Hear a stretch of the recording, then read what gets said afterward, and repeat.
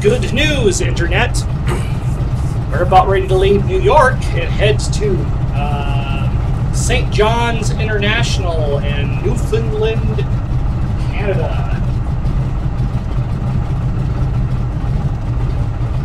I have the DME set to their major ILS runway. I don't know if we're going to be using that or not, but since this is a flight simulator, I'll just pause it, bring up the correct approach plates when that comes time. However, this aircraft is not equipped with the ILS. It actually has very rudimentary navigational equipment, and I'm not 100% sure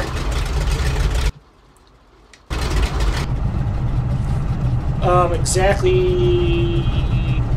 I know it's VOR and DME. It's got those. I think that's it. So. Yeah, we're just going to basically do the whole semi-autopilot altitude correctly here. Quick.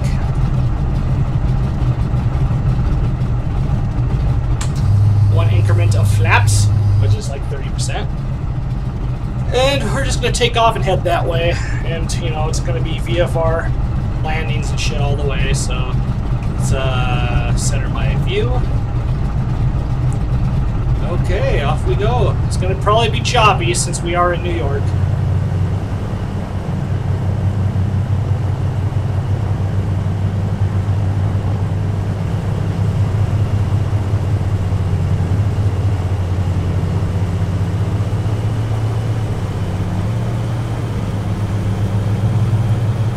And I do have everything set to full realism. So, oh, and there it's doing that again.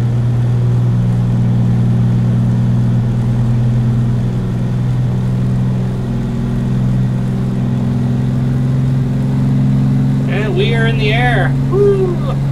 Much easier on the water.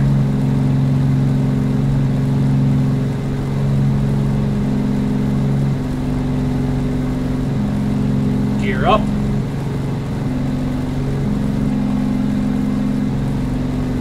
There we go. Bring the flaps up.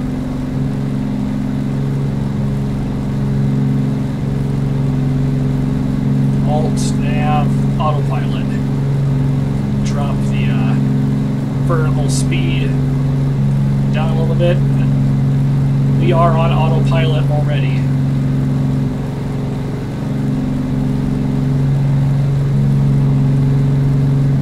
And yeah, look at that horrible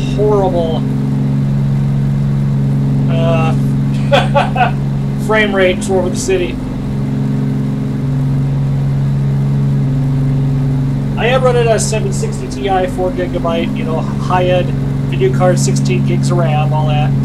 It's just that Flight Simulator 10 was never completely streamlined. You get over over all this crazy stuff here, it just does not like to render, especially with all these particle effects. And we are in current weather, although the time of day isn't accurate. I switched it to the next morning, and I'm not. So for now on, the weather for the time, it's technically probably, you know, 4 a.m. where I'm really at right now. So this is weather for nighttime, but it's daytime. We're just going to have to deal with that because I can't control that. So I may, however, after this flight, I may fly real Greenwich Mean Time, Zulu time from now on. I just don't know. The reason I did this was, I'm starting this flight a couple hours after ending the last one, and you wouldn't really do that. So yeah, I like we're the next morning. So yeah, we're just gonna settle it with it.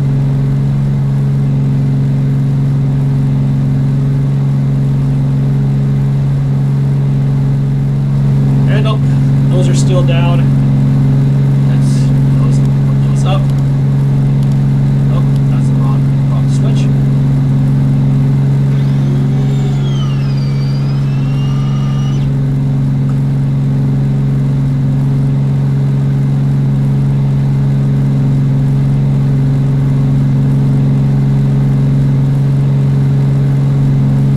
Floats are showing up on the gauges.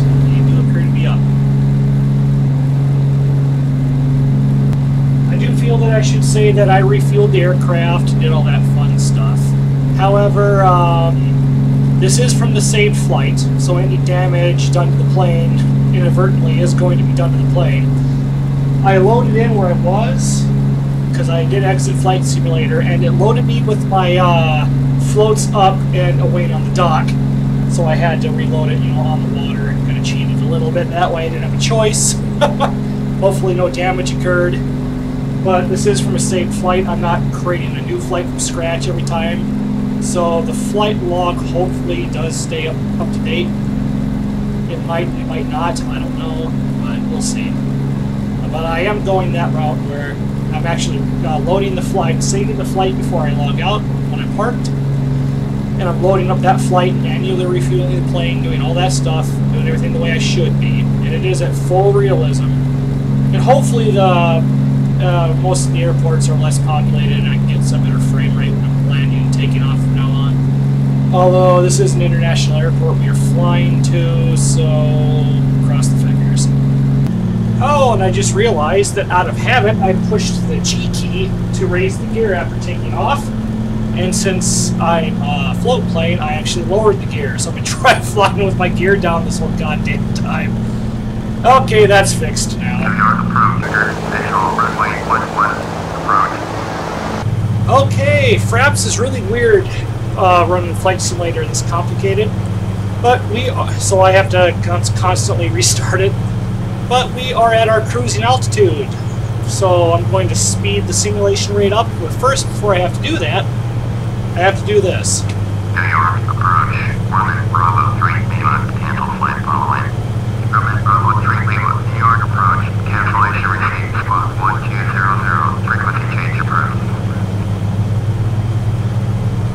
There we go. I don't have to worry about them anymore.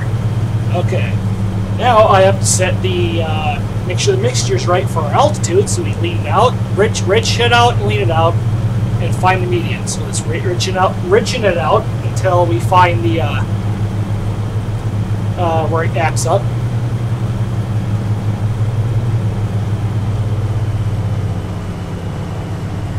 It's just there. Lean it.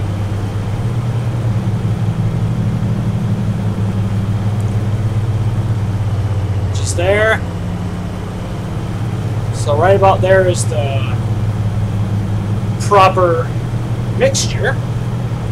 Now we're going to adjust the throttle advance, or prop.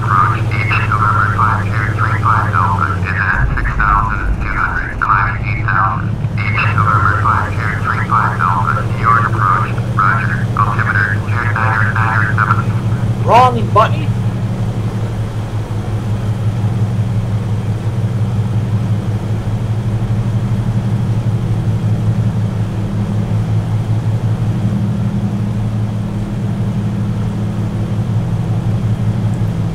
Always do that, always confuse the two.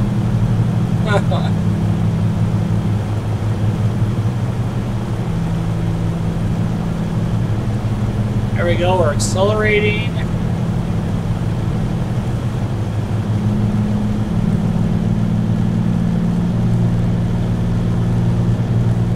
That's probably where it's going to be. Right there. Okay, we are at our cruising altitude. The propeller trim and the mixture, everything's set properly. We are showing about 173 knots indicated airspeed. We are at, damn, 215, whatever that is, knots indicated ground speed according to the GPS, which is good. I have a whole bunch of crap up on my other monitor that you can't see.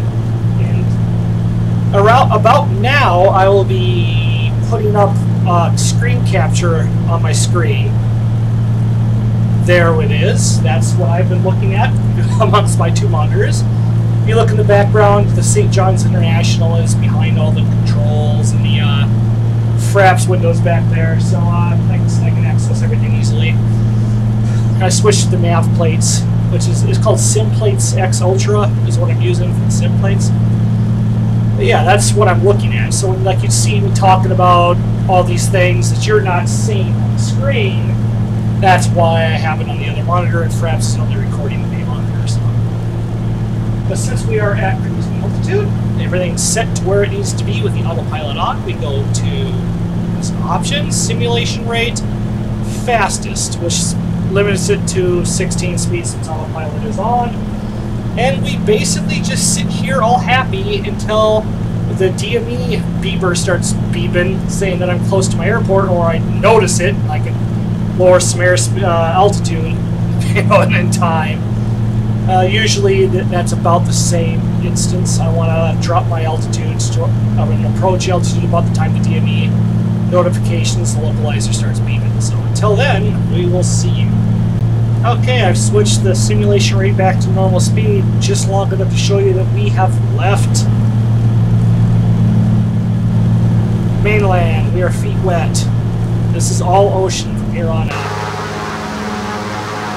Can't really, yep, there's the stuff way, land, whatever, shore, or whatever you want to call it, way the hell out there. There's something else. We have left the United States. We're probably not in international waters yet, but it is all ocean from here on out until we hit Greenland, actually. So that'll be interesting, but it's all water from here. And that is one of the reasons I got a float plane. You never know. Whoa, that was weird. But you never know what's going to happen, and it's better to have the best of both worlds, have all your options open. Plus, I love these planes, so... I'll be back once I see land on the horizon again, which will be the next land we will see will be Iceland. Nope, just checking back quick to mention the fact that I was wrong. The next landmass we will see will be Canada. It'll be Newfoundland. It's hard. I'm not that far out yet, but yes, we are traveling across the ocean to Canada. We're going south of Nova Scotia. I'm getting ahead of myself, but we are over the Atlantic Ocean right now. So we're there or bust, basically, so wish me luck. And since you're technically a passenger, wish me luck yourself. See you when we get there. And like I said, when I would come back once we saw land. If you ever look at the map of the North America, you got that big chunk of Canada that goes up above Maine. Well, we're crossing the shore. These are some islands, and we're basically, according to the GPS, which is not wanting to zoom out any farther for some reason, we're kind of going to run the shoreline, the eastern shoreline of that big Canadian landmass north of Maine, until we hit St. John's. So it's going to be a combination of land, water, all the way up there from here. We're right on our flight path is taking us right on the edge, since that's kind of where we're landing. That's where the airport's at. So yeah. Well, I said I'd check in, and I checked in. See you in a little bit. Also, there's something that I had failed to mention. When we're on autopilot on this fast of a speed, the quality does drop quite a bit, and the autopilot does tend to have problems. I have my autopilot set to my heading instead of my nav, which is the GPS right now, and I'm kind of forcing it back over to the plotted course. It's just something that happens. You can't really help it. You see how goofy, everything's acting right now. See, everything's kind of coming in and out. It's because although time is turned way up, it still can't process everything. So it's processing everything in real time for the most part, and that's why it's limited to the autopilot. Because the autopilot can only react at a certain speed, so it acts really goofy. I mean, this is something I have to deal with, which I'm probably not going to show you again. But I just kind of thought I'd put that out there if you ever play this game. And yes, I have been. I have tried whatever that other flight simulator is. X-Plane 10 World. I actually have that. I just can't seem to get it to work. Okay, let's switch back over to nav. Woo! Look at that! Whee! Yeah, look at her freak out. I don't know what to do. Let's go back to heading. Whee! But yeah, I'm actually looking. X-Plane does have its merits, but I don't know. I just can't get it to work right. I might try it again eventually. I'm waiting for like either Microsoft to come out with Flight Simulator 11, technically 12, I guess, but I don't think that'll ever happen. I'm hoping that X-Plane either gets its crap together or Microsoft actually makes a legitimate Flight Sim again. But until then, I'm kind of stuck with Flight Simulator 10. Let's go back to nav. Oh, Jesus Christ. Look at this. But yeah, well, I know there's add-ons for this game that make it, you know, I might have to figure that out eventually, but for this video series, I'm going to be sticking with this build, which is Flight Simulator X, you know, Acceleration Gold Edition.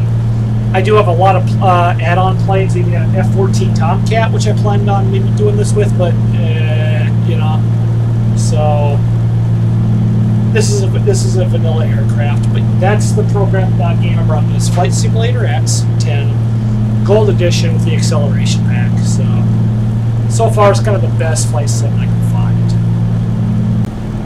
Okay, we are at about our half hour, 30 minutes ETA to our landing point. For some weird ass reason, nav 1 using the GPS just isn't working, so I'm going to stay with the heading, adjust it manually, stay on the GPS line, which is weird. But this is about the time we start to descend. We're going to descend to about half our altitude, which is about 5,000 feet. Ooh, looky there! It's going to beep again. Showing 58 nautical miles away from my destination. The DME is picking up the airport.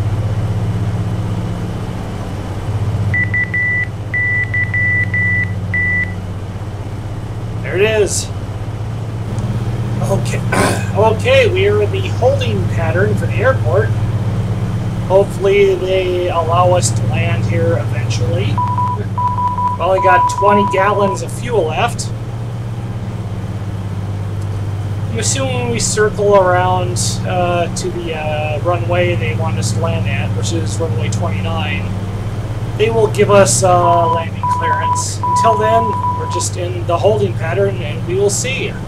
I hate this part. Still in the holding pattern. 3035 ILS. Runway 29 landing and departing runway 29 PM all aircraft in a direction of flight. All aircraft please back hold short instructions. Advise controller on initial contact you have Lima. Okay, the hell with this.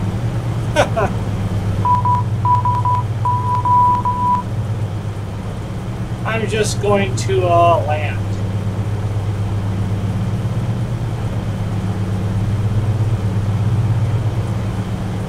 The hell with them. I'm assuming there's some kind of glitch because I've done a complete 360. And I'm just going to land at this runway. The air traffic control is obviously just leading me on. I'm just going to fucking land.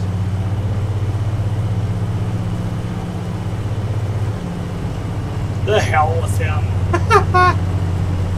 In real life, I would have gotten vectors to the runway that is adjacent to us, the one that's going left and right. That's the runway I was supposed to land on.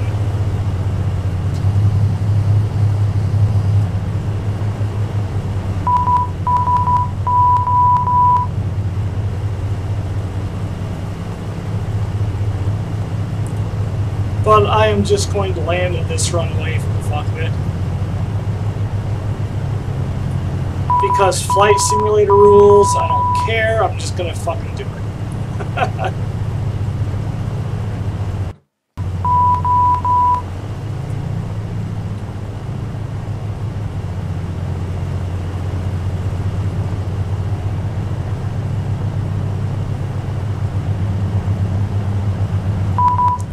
I'm sure they're gonna piss and moan at me when I touch down, but I've only got 14 gallons. I mean, yes, I could have at least waited until it was the proper runway.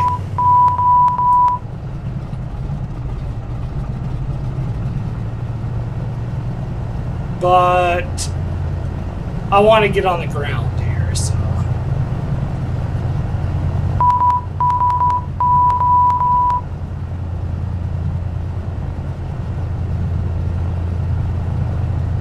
I'm a little high.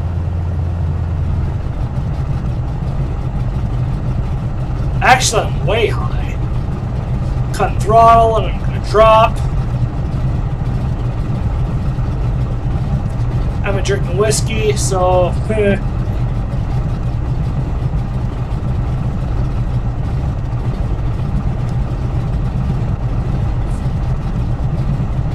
Bush pilot maneuvers.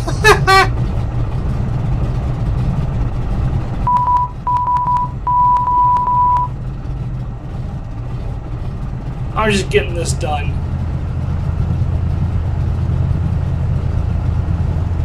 Grumman, Bravo 3 Lima, you are not cleared to land. Clear the runway. Exactly.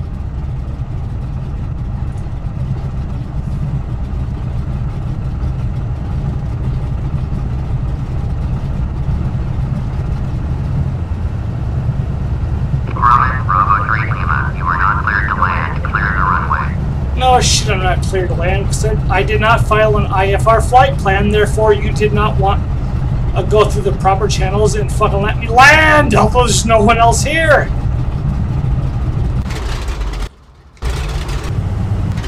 Grumman, Bravo 3 Lima, you are not cleared to land. Clear the runway.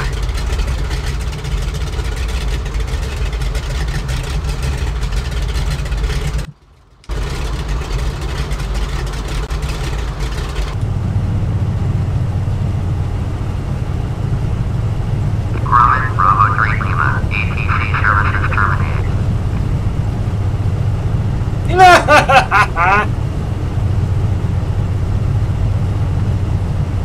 Request taxi to parking. Request taxi to parking. St. John's ground. Grumman, Whiskey 33 Bravo 3 Lima, taxi to parking. Grumman, Whiskey 33 Bravo 3 Lima, taxi to general aviation parking via taxiway runway 11 Bravo. So, you know, with the accelerated speed, I can't fly IFR that way, and it's a bitch.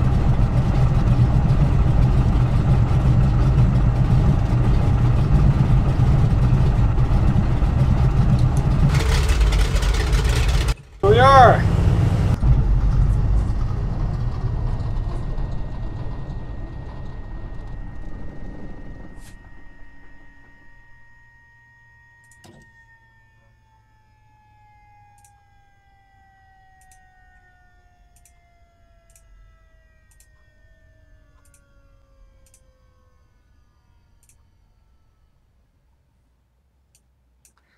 There we go. We have landed in Canada.